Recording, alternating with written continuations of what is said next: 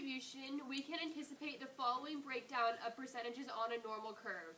So here we have the percentages of the height of Mexican women that are normally distributed with the mean of 60 inches and a standard deviation of 5 inches.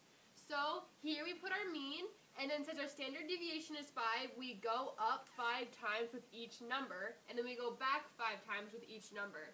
So for this question, so to show you the percentages, which percent of Mexican women are between 55 and 65 inches tall? So we look 55 and 65 inches tall, and then we can look up and see that it's both 34, so we can add those together to create 68. And now we know there's 68% of women are that tall. So that is normal distribution, and that's a real life example. So take your numbers from your list and plot them on the dot plot. So you have 7 for 1, 9 for 2, 6 for 3, 4 for 4, 2 for 5, and 1 for 7. And then you go to your box plot and you get the minimum and maximum, draw a line to them, and then put a box around your Q1 and Q3. And you get those from doing your 5-number summary. So that's how you do the box plot. And then from your calculator. You get them from your calculator. You get your 5-number summary from your calculator. So that's how you do the dot plot and the box plot. Okay, so for a histogram, you want to refer to your table of numbers, and then you want to count the frequencies of them. So from 0 to 2, we have 8 different numbers that are between 0 and 2. Between 2 and 4, we have 15 different numbers. Between 4 and 6, we have 6 different numbers. And between 6 and 8, we have 1 different number. And then we plot them on our histogram, and it looks like this. Great. So I'm going to explain to you the relative frequency chart.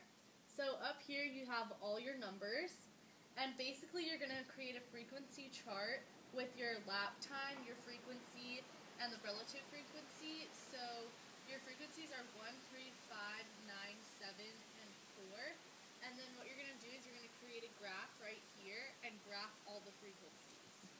Now over here we have our mean, median, standard deviation, shape, and center. So our mean is 76.1, which is also the same as the center. Our median is 75.5, and our standard deviation is 13.8. And the shape is unimodal. Oh, and the shape is unimodal and symmetric. Okay, so this year, wow, junior year, there's been a lot of obstacles to overcome, a lot of challenging situations in my life, but I do believe I've done a pretty good job.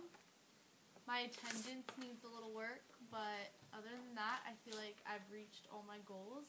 I feel like I'm on top of everything, and I'm getting ready for college. I learned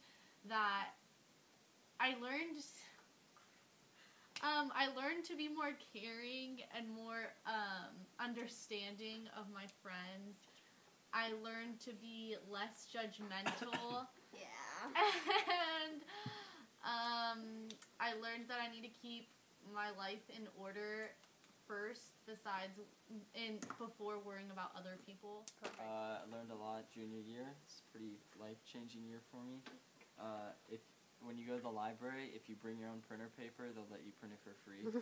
So I had to spend a lot of quarters learning that. And yeah, that's it. So this year, I think I met some of my goals. I did not fail chemistry, which was a goal of mine, and I just had good attendance this year, you know? Unlike some of my friends. Just kidding. Some goals that I did, okay, so something that prevented me from meeting some of my goals was I got kind of lazy towards the end of my year, and I did slip up and get a C in chemistry, which was not good, but it's okay.